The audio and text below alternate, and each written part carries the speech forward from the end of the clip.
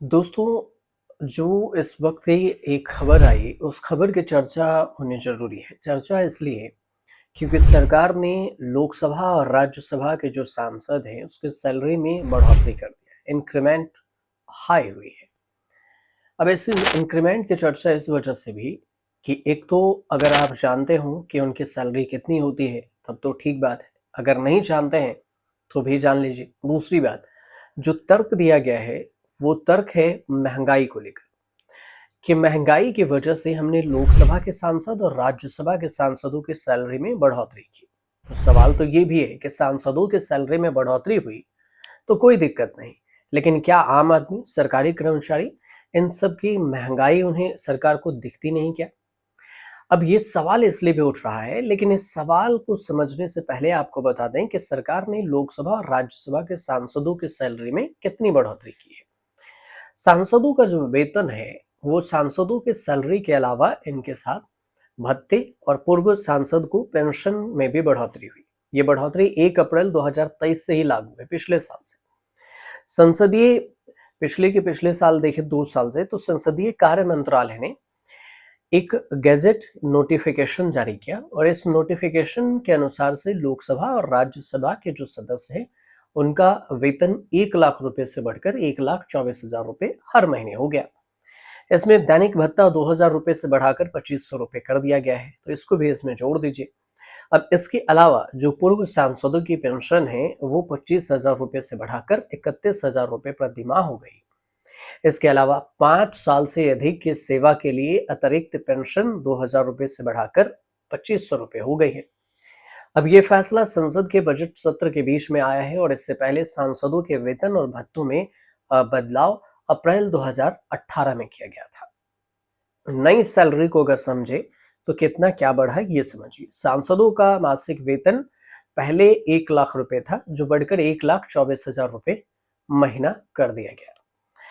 दैनिक भत्ता, जिसे daily announce DA कहा जाता है, 2,000 से बढ़ाकर 2,500 रुपए कर दिया गया। पेंशन पूर्व सांसदों की जो मासिक है वो मासिक पेंशन 25,000 रुपए से बढ़ाकर 31,000 रुपए कर दी गई है।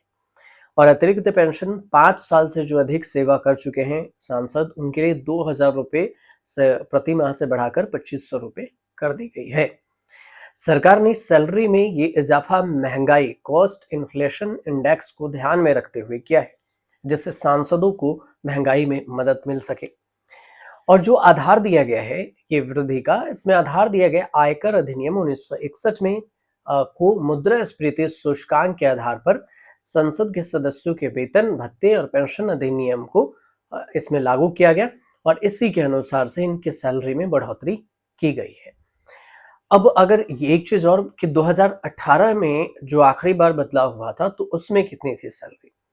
2018 में जो बदलाव हुआ था उसमें मूल वेतन 1 लाख रुपए था, जो अब तक मिल रहा था। इसका मकसद ये था 2018 में कि उनकी सैलरी महंगाई और जीवन यापन की बढ़ती लागत के हिसाब से हो। 2018 के अनुसार से सांसदों को अपने क्षेत्र में ऑफिस चलाने और लोगों से मिलने जुलने के लिए 70,000 रुपए का भत्ता मिलता है। इसके अलावा उन्हें ऑफिस के खर्च के लिए भी 60,000 रुपए प्रति महीने मिलते हैं। संसद सत्र के दौरान हर दिन 2,000 रुपए का भत्ता मिलता है और अब इन भत्तों में भी बढ़ोतरी कर दी गई है। तो इसको कुल मिलाकर देख लीजिए आप कितनी सैलरी बनती है। इसके अलावा सांसदों को हर महीने फोन, इंटरनेट की सेवाएं भी मिलती है, इसके भी भत्ता मिलता है। और वो अपने परिवार के लिए साल में 34 फ्री डोमेस्टिक फ्लाइट में सफर भी कर सकते हैं, मतलब घरेलू विमान से सफर कर सकते हैं 34। सांसदों को जो सुविधा मिलती है उस सांसद में, उसमें से देखें तो 34 फ्लाइट टिकट तो है ही, फर्स्ट क्लास एसी। एक साल में 34 फ्री हवाई यात्रा के अलावा फर्स्ट क्लास एसी में सफर कर सकते हैं ट्रेन में। 8 यात्रियों को, अपने सहयोगी स्टाफ को वो यात्रा ट्रांसफर कर सकते हैं। भारतीय रेलवे की जो सेवा है वो मुफ्त में सुविधाएं मिलती हैं। संसद के सत्र के दौरान जो उन्हें सुविधा मिलती है वो भी इसमें ऐड ऑन होता है। अगर सड़क से यात्रा करते हैं तो 16 रुपए प्रति घंटे किलोमीटर के हिसाब से उन्हें दी जाती है। तो ये सारी सुविधाएं उन्हें मिलती है। इस हिसाब से अगर आप देखेंगे तो उन्हें पेट्रोल का खर्च, सड़क से खर्च, 50,000 यूनिट बिजली भी मिलती है, 4,000 किलो लीटर पानी भी इन्हें मुफ्त में मिलता है। इसके अलावे रहने के लिए दिल्ली में घर भी होता, सांसदों को 5 साल के लिए बिना किराए के घर मिलेगा। आवास सीनियरिटी के हिसाब से, वरिष्ठता के हिसाब से हॉस्टल मिलते हैं, कमरे मिलते हैं, बंगले मिल सकते हैं। जो संसद सरकारी घर नहीं लेते, उन्हें हर महीने घर का भत्ता मिलता है। कि भत्ता मतलब कि उनको उसके पैसे मिलते हैं। तो इस हिसाब से इतनी चीज़ें, इतनी सुविधाएं आपके सांसदों को दी जाती है। उम्मीद करते हैं कि ये जो जानकारी है वो आप तक सही पहुंची हो और अब आपको जानकारी भी हो गई हो कि सांसद आपके कितने कमाते हैं।